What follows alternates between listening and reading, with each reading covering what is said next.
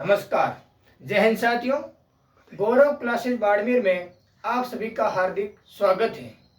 अब आज का टॉपिक रहने वाला है मूल कर्तव्य के बारे में। इससे पहले थोड़ी बहुत आप सभी को एक बधाई देता हूँ। वो बधाई है नीरज चोपड़ा के बारे में। नीरज चोपड़ा ने टोक्यो ओलंपिक के अंदर गोल्ड मेडल जीतकर अपना भारत का नाम रोशन कर दिया है। यानी कि नीरज चोपड़ा ने अपना नाम इतिहास में रच दिया है। यानी कि आने वाले समय में धीरे धीरे भारत का नाम ओलंपिक खेलों में बढ़ रहा है। यानी कि ओलंपिक खेलों के माध्यम से भारत का नाम विश्व में प्रसिद्ध हो रहा है। यही तो नहीं, अब आज की बात करते हैं मूल कर्तव्य के बारे में। मूल कर्तव्य कब थे और क्या है मूल कर्तव्य के बारे में, और मूल कर्तव्य की संख्या यानी कि भारतीय संविधान में थे या नहीं थे, इस डाउट को आज हम आपके क्लियर करते हैं। यानी कि मूल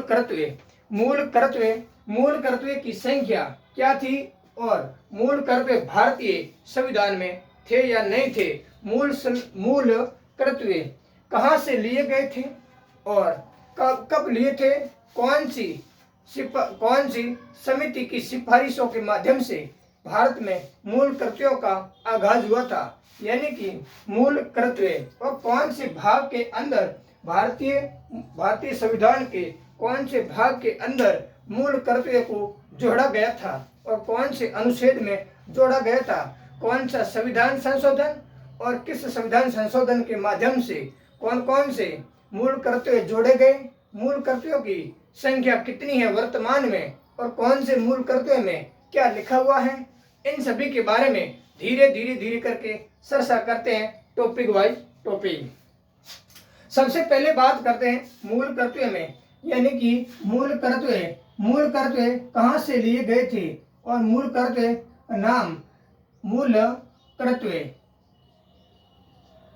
कर्तव्य की बात करें तो मूल कर्तव्य कहाँ से लिए गए थे और मूल कर्तव्य मूल संविधान में थे या नहीं थे। यानी कि हर प्रतियोगी परीक्षाओं के अंदर ये क्वेश्चन उठता है। यानी कि मूल संविधान के अंदर मौलिक कर्तव्य या मूल कर्तव्य की संख्या कितनी थी, तो हर बच्चे के ये डाउट रहता है कि 11। यानी कि 11 मूल कर्तव्यों की संख्या कब हुई थी और 10 मूल कर्तव्यों की संख्या कब हुई थी। संविधान संशोधन यानी कि कौन से संविधान संशोधन के माध्यम से कौन से कितने मूल कर्तव्य जोड़े गए थे। अब इसके बारे में बात करें तो मूल कर्तव्य सबसे पहले क्वेश्चन ये उठता है। यानी कि भारतीय संविधान में भारतीय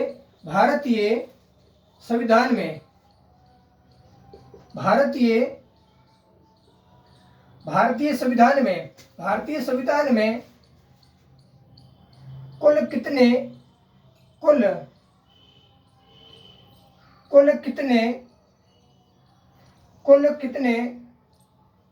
मूल कर्तव्य थे। ये हर एग्जाम के अंदर यानी कि ये हर कंपटीशन एग्जाम के अंदर ये क्वेश्चन आता है। भारतीय संविधान में मूल रूप से कुल कितने मूल कर्तव्य थे, इनकी संख्या आती है। यानी कि सबसे पहला ऑप्शन आता है 11, दूसरा आता है 10, तीसरा आता है 0 और चौथा आता है इनमें से कोई नहीं। ये सबसे पहला क्वेश्चन आ जाता है। यानी कि पॉलिटिकल या संविधान की दृष्टि से देखा जाए तो ये क्वेश्चन इनमें से कोई नहीं, यानी कि ये क्वेश्चन आता है और इसका हर बच्चे का आंसर 11 पर टिक लगता है। ये होता है क्वेश्चन और हर बच्चे का इस क्वेश्चन का आंसर भारतीय संविधान में कुल कितने मूल कर्तव्य थे। यानी कि बात यहाँ पर भारतीय संविधान की बात की जाती है। भारतीय संविधान में यानी कि भारतीय संविधान के मूल संविधान में अब वर्तमान एक भारतीय संविधान वर्तमान है, एक मूल संविधान है। मूल संविधान की बात की जाए तो आता है 26 जनवरी 1950। 26 जनवरी 1950 से पूर्व या 26 जनवरी 1950 तक मूल भारतीय संविधान में कितने मूल कर्तव्य थे। यानी कि 26 जनवरी 1950 तक भारतीय संविधान में कुल कितने मूल कर्तव्य थे? तो इसकी संख्या, इस क्वेश्चन का उत्तर होता है 0। तो ये क्वेश्चन आता है कि 11 और 10 ये कब आए थे? तो इसकी बात अलग अलग होती है। यानी कि 26 जनवरी 1950 के बाद में मूल कर्तव्यों को भारत के अंदर जोड़ा गया था। तो बताओ, ये जोड़ा गया था तो कौन सी सिफारिश की, कौन सी समिति की सिफारिश पर? तो समिति आ जाती है। यानी कि मूल कर्तव्यों को भारत के अंदर लाने के लिए कौन सी समिति बनाई गई थी? वो समिति थी कौन सी? सरदार स्वर्ण सिंह समिति। यानी कि इन मूल कर्तव्यों को भारत के अंदर मूल संविधान में नहीं थे और मूल भारतीय संविधान में जोड़ने के लिए सरदार स्वर्ण सिंह समिति की सिफारिश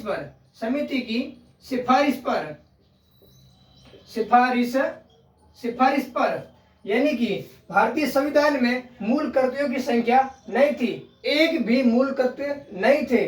तो 26 जनवरी के बाद में भारतीय संविधान में मूल कर्तव्य जोड़े गए थे। तो कौन सी समिति की सिफारिश पर? सरदार स्वर्ण सिंह समिति के सिफारिश पर। और ये समिति कब बनी थी? ये बनी थी 1975 में। तो इस समिति, सरदार स्वर्ण सिंह समिति के द्वारा इन्होंने अपनी रिपोर्ट कब प्रस्तुत की थी? इन्होंने की थी 42वें कॉन्स्टिट्यूशन अमेंडमेंट, यानी कि संविधान संशोधन, 42वें संविधान संशोधन 1976 के अंदर भारतीय संविधान में मूल कर्तव्यों की संख्या 10 से जोड़ी गई थी। सरदार स्वर्ण सिंह समिति की सिफारिश पर 42वां संविधान संशोधन 1977 में 10 मूल कर्तव्यों की संख्या भारतीय संविधान में जोड़े गए। कितने? 10। अब बात करते हो कि वर्तमान में मूल कर्तव्यों की संख्या कितनी है? वर्तमान में मौलिक कर्तव्य या मूल कर्तव्यों की संख्या कितनी है? तो वर्तमान में 11वां। तो आपके दिमाग में एक और क्वेश्चन आएगा कि सर, आप बता रहे हो कि सरदार स्वर्ण सिंह समिति की सिफारिश पर, सरदार स्वर्ण सिंह की समिति की सिफारिश पर 42वां संविधान संशोधन 1977 में आपने 10 ही बताया, तो आप वर्तमान में ये 11 क्यों लिख रहे हो? तो आपको मैं ये डाउट क्लियर कर देता हूं कि 86वां संविधान संशोधन 2002 के अंदर एक और संविधान संशोधन करके 11वां मौलिक कर्तव्य भारतीय संविधान में जोड़ा गया था। वो 11वां था क्या? शिक्षा, यानी कि निःशुल्क बच्चों को शिक्षा उपलब्ध कराना। इसके अंदर माता पिता और अभिभावकों का एक कर्तव्य बनता है कि इस बच्चों को स्कूल भेजे और उसको पढ़ाए। इसका एक कर्तव्य बनता है 11वां संविधान संशोधन के द्वारा। अब बात करते हैं सर, मूल कर्तव्य कहाँ से लिए गए थे? मूल कर्तव्य ये लिए गए थे रूस से। रूस को पहले सोवियत संघ के नाम से जाना जाता था। क्योंकि सोवियत संघ क्यों कहा जाता था? क्योंकि पहले यानी कि 1990 या प्रथम विश्व युद्ध 1970 से 1918, द्वितीय विश्व युद्ध 1939 से 1945 और शीत युद्ध 1990, इन तीन विश्व युद्धों के समय रूस या सोवियत संघ एक बड़ी शक्ति के रूप में था। इसीलिए रूस को पहले सोवियत संघ कहा जाता था। यानी कि सोवियत संघ क्यों कहा जाता था? रूस का पहले विस्तार बहुत बड़ा था। वर्तमान का रूस पहले के रूस से थोड़ा छोटा है, इसीलिए वर्तमान में रूस कहते हैं। पहले सोवियत संघ कहा जाता था क्योंकि एक विस्तारवादी शक्ति के रूप में उभरती थी और एक पूंजीवादी शक्ति के रूप में अमेरिका उभरती थी। ये बात थी सोवियत संघ और रूस की। अब मूल कर्तव्य की बात करें तो मूल कर्तव्य वर्तमान में 11 हैं और सरदार स्वर्ण सिंह समिति की सिफारिश पर 10 से जोड़े गए थे। अब बात करते हैं कहाँ से लिए गए थे, तो रूस से लिए गए थे। अब एक एक की बात करते हैं अलग अलग से। और ये आपको ध्यान है, सरदार स्वर्ण सिंह समिति की सिफारिश पर 1977 में जोड़े गए थे। इस समिति का निर्माण, इस समिति का प्रारूप कब आया था? 1975 में आया था। यह था भारतीय संविधान के मूल करते 10 की संख्या। अब एक एक की अलग अलग से बात करते हैं, एक एक की अलग अलग से बात करते हैं। और अब बात करते हैं मूल कर्तव्य भारतीय संविधान में कौन से भाग में और कौन से अनुच्छेद में मूल कर्तव्य भारतीय संविधान के कौन से भाग में? भाग नंबर 4 क, यानी कि भाग नंबर 4 क, यानी कि मूल कर्तव्यों को रूस से लिया गया था। तो भारतीय संविधान के अंदर कौन से भाग के अंदर इनको रखा गया था? तो इनको रखा गया था भाग नंबर 4 क, भाग नंबर 4 क। और कौन से अनुच्छेद के अंदर? अनुच्छेद नंबर 51 क, यानी कि आप भारतीय संविधान का अनुच्छेद 51 पढ़ोगे तो इसके अंदर मूल कर्तव्य या मौलिक कर्तव्य के बारे में एक विस्तृत बताया गया है। भाग 4 क और अनुच्छेद 51 क के अंदर मूल कर्तव्य के बारे में बताया गया है। ये था मूल कर्तव्य। अब इसको अलग से यानी कि पूरी डिटेल से चर्चा की जाए तो अब बात करते हैं, यानी कि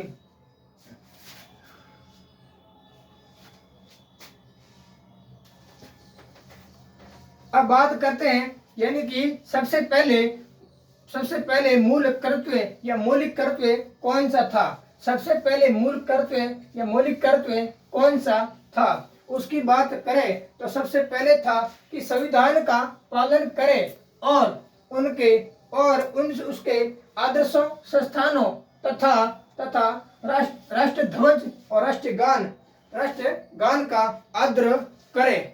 सबसे पहले बात करें तो हो जाएगा कि संविधान का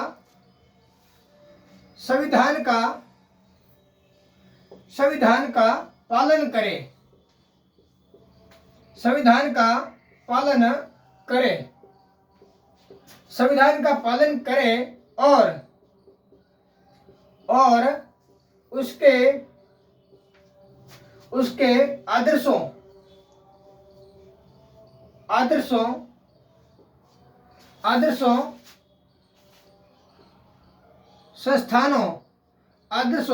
संस्थानों तथा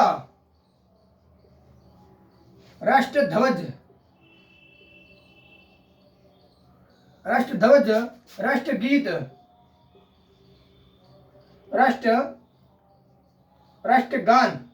राष्ट्रगान का आदर करें। आपको ये बात समझ में आई हुई होगी, यानी कि संविधान का पालन करें, यानी कि भारतीय संविधान कब बना था? यानी कि भारतीय संविधान बनकर कब तैयार हुआ था? 26 नवंबर 1949 को। यानी कि इस संविधान का निर्माण कब हुआ था? ये क्वेश्चन उठता है। संविधान का निर्माण 26 नवंबर 1949 को।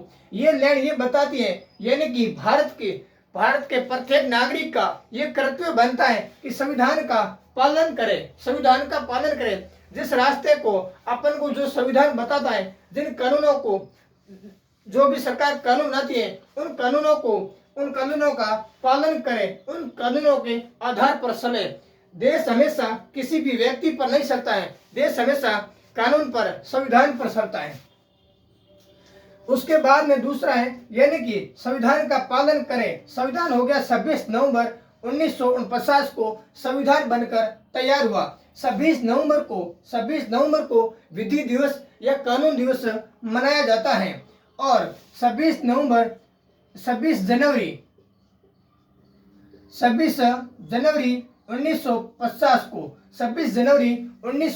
को संविधान को लागू किया गया। यानी कि भारतीय संविधान को कब लागू किया गया था? तो भारतीय संविधान को 26 जनवरी 1950 को लागू किया था। इसी 26 जनवरी 1950 को संविधान लागू करने के उपलक्ष्य में तो 26 जनवरी को कौन सा दिवस मनाया जाता है? 26 जनवरी को कौन सा दिवस मनाया जाता है? गणतंत्र दिवस। यही एक धीरे धीरे तारीख यानी कि दिवस मनाने का टारगेट या लक्ष्य यही था। 26 नवंबर 1949 को ये तैयार हुआ, 26 जनवरी 1950 को ये लागू हुआ और 26 जनवरी को हर वर्ष या प्रति वर्ष गणतंत्र दिवस इन्हीं तारीख को याद रखकर मनाया जाता है। इसके बाद में उसके आदर्शों संस्थानों यानी कि उसके आदर्शों और संस्थानों, आदर्शों मतलब है इस संविधान का निर्माण किन किन लोगों के द्वारा किया गया था। संविधान के अंदर कौन कौन से लोगों ने अपना प्रत्यक्ष रूप से अप्रत्यक्ष रूप से भाग लिया और किन किन का अलग अलग लोगों का अलग अलग सुझाव था, और इन सुझावों को जो भी लोगों ने संविधान के अंदर सुझाव दिया, इन सभी लोगों को यानी कि सबसे पहले बोलते हैं महात्मा गांधी है और रविंद्रनाथ टैगोर है, पंडित जवाहरलाल नेहरू है। जो भी संविधान निर्माण हुआ उस समय किन किन लोगों ने, भीमराव अम्बेडकर है, इन सभी लोगों को इन आदर्शों के माध्यम से, ये आदर्श शब्द का अर्थ यानी कि संविधान का निर्माण किया था, इन शब्दों के माध्यम से उन लोगों को याद किया जाता है यानी कि संविधान के अंदर प्रत्यक्ष रूप से भाग लिया था। उसके बाद में संस्थानों का मतलब यह है यानी कि इन संविधान का निर्माण कहाँ पर हुआ और इस संविधान का निर्माण वर्तमान में पालन कहाँ पर होता है। पालन तो हमेशा हर देश के अंदर होता है, परंतु इस संस्थानों मतलब संविधान या संसद कह सकते हो, का विधानसभा कह सकते हो, राज्यसभा कह सकते हो, ये मोटे मोटे संस्थानों के रूप में इस संविधान का पालन होता है। वहां से नियम कानून बनते हैं, उसके बाद में भारत देश के पूरे नागरिकों के द्वारा उन कानून नियमों को लागू या यादगार किया जाता है। इसके बाद में राष्ट्र ध्वज भारत का सबसे राष्ट्र ध्वज केसरिया सफेद हरा, तीन रंगों से रंगीन वो केसरिया सफेद हरा उस ध्वज को, इसका पालन, उसका कभी भी अपमान नहीं करना चाहिए। इसको कभी भी यानी कि 26 जनवरी और 15 अगस्त को इस ध्वज का विशेष दिन होता है यानी कि इस दिन का विशेष दिन होता है। जो भी जिस दिन कोई भी बड़े से बड़े कार्यक्रम, सार्वजनिक रूप से कार्यक्रम होता है, उस दिन इस राष्ट्र ध्वज का विशेषकर मान सम्मान दिया जाता है। अब इस राष्ट्र ध्वज का दर्जा कब दिया था? वो दिया था 22 जुलाई 1950 को ही इन राष्ट्र ध्वज को दर्जा दिया गया था यानी कि राष्ट्र ध्वज को। इसके बाद में बात करते हैं राष्ट्रगान। राष्ट्रगान में क्या आता है? राष्ट्रगान में आता है जनगण मनगण यानी कि राष्ट्रगान जनगण मनगण, इसको भी आदर और पालन करना भी चाहिए। अब इसके बाद में संविधान का पालन करें, उसके आदर्शों, संस्थानों तथा राष्ट्र ध्वज राष्ट्रगान का आदर करें। यह था पहली लाइन।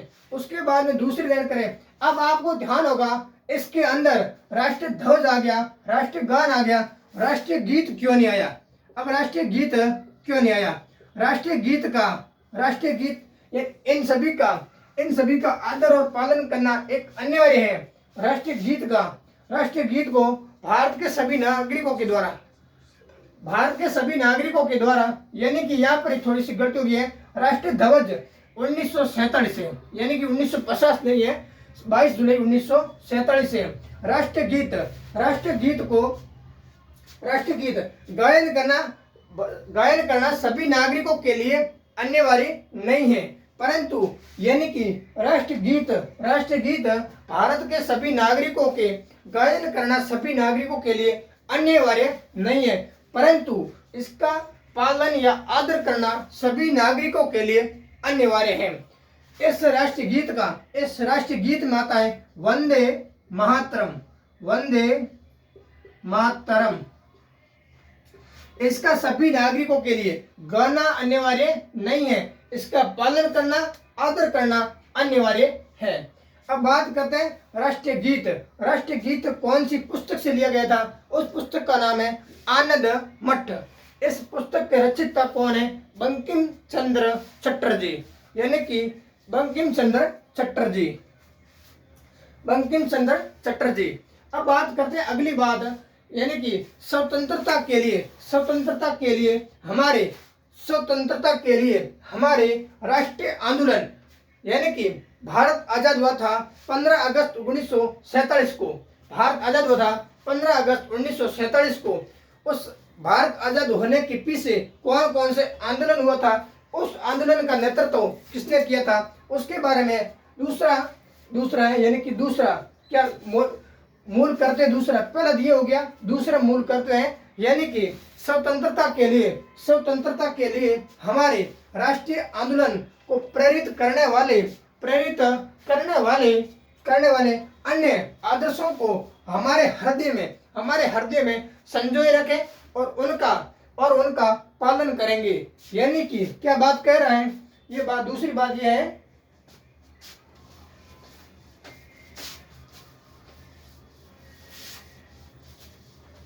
अब बात करते हैं दूसरा यानी कि स्वतंत्रता के लिए, किसके लिए,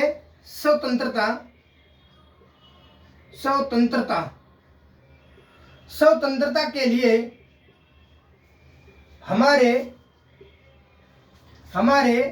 राष्ट्रीय आंदोलन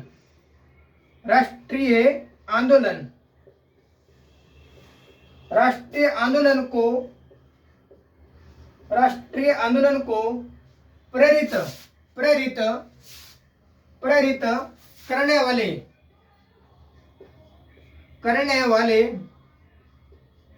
करने वाले आदर्शों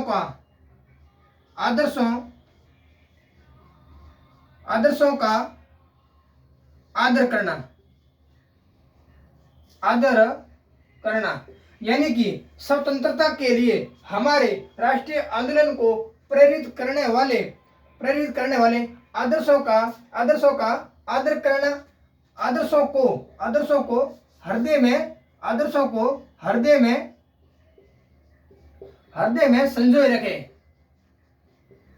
संजोए रखे तथा पालन करें।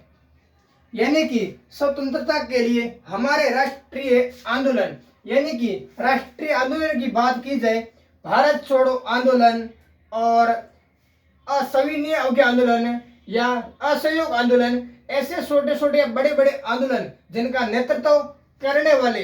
नेतृत्व जैसे माना कि पंडित जवाहरलाल नेहरू है, महात्मा गांधी है और बहुत से क्रांतिकारियों के द्वारा जिन्होंने इस आंदोलनों का नेतृत्व किया, उनके आदर्शों का उनको अपने हृदय में संजोए रखना और उनके आदर्शों का पालन करना। इन्होंने इसका संबंध स्वतंत्रता से है। यानी कि भारत स्वतंत्र 15 अगस्त 1947 को हुआ था।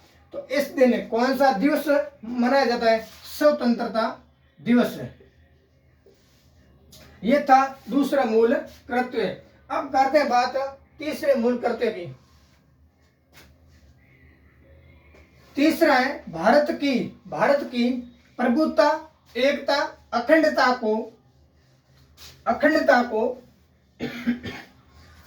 की रक्षा करें। यानी कि तीसरा भारत की प्रभुत्ता, भारत की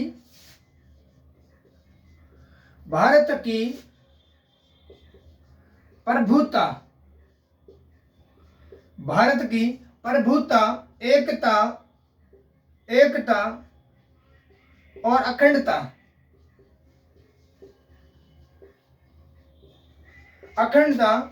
की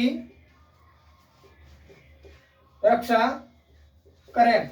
इस भारत की प्रभुत्ता, एकता, अखंडता की रक्षा करें। इस अखंडता शब्द से क्या तात्पर्य है, यानी कि भारत का नक्शा, यानी कि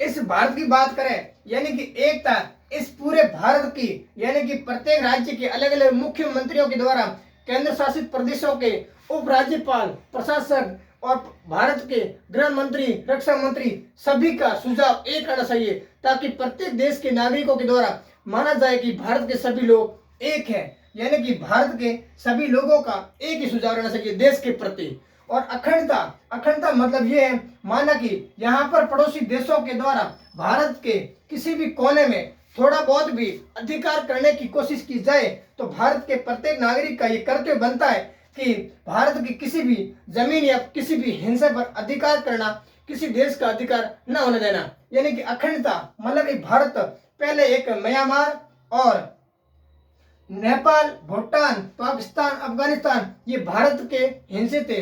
इसी कारण भारत को उपमहाद्वीपीय की उपमा दी जाती थी। वर्तमान में भारत देश के रूप में जाना जाता है। पहले भारत एक भारतीय उपमहाद्वीप के नाम से जाना जाता था क्योंकि इनका अलग अलग भारत का टुकड़ा हो गया। इसी कारण भारत एक देश के रूप में उभर गया। पहले भारत उपमहाद्वीप यानी कि महाद्वीप किसे कहा जाता है? महाद्वीप एक पहले यूरोप है, एशिया है, बड़े बड़े देशों के बड़े बड़े टुकड़ों को एक महाद्वीप कहा जाता है और छोटे हो जाते उसको देश की उपमा दी जाती है। और प्रभुत्व, एकता, अखंडता की रक्षा करें मूल कर्तव्य का ये तीसरा भाग है। अब बात करते हैं चौथा, देश की रक्षा करें और आह्वान किए जाने पर देश की रक्षा करें, यानी कि चौथा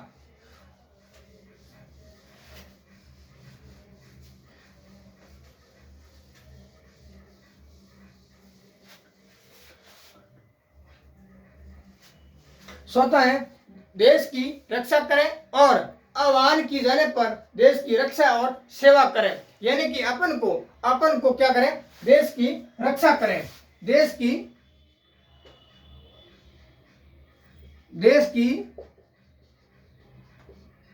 रक्षा करें। आह्वान यानी कि अपन को किसी भी देश के नागरिक या किसी भी देश के आह्वान यानी कि अपन को कहने पर, अपन को मोटिवेट करने पर अपन को कह देते हैं अभी देश के प्रत्येक नागरिक का ये कर्तव्य है कि देश के प्रति कुछ झुकाव आ रहा है तो अपन सभी को इस देश के प्रति सीमा पर डटे रहने का अब समय आ गया। तो आह्वान की जाने पर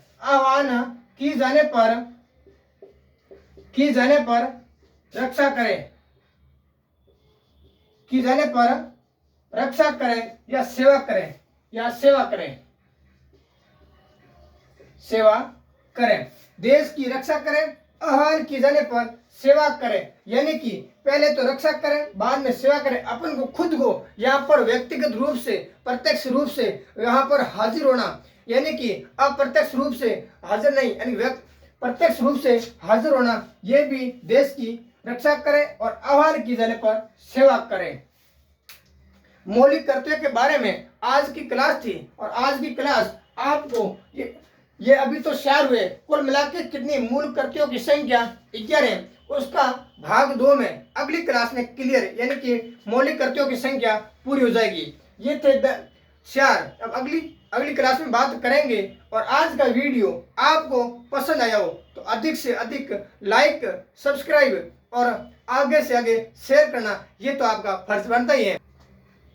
आप देशवासियों को सभी को, यानी कि आज के दिन चोपड़ा यानी कि नीरज चोपड़ा के द्वारा भारत के एक गोल्ड मेडल प्राप्त करने के उपलक्ष्य में आप सभी को, यानी कि भारत देश का नाम रोशन या इतिहास में अपना नाम रोशन किया और भारत का नाम ऊपर किया, इसीलिए आपको बहुत बहुत शुभकामनाएं और इसी के साथ धन्यवाद।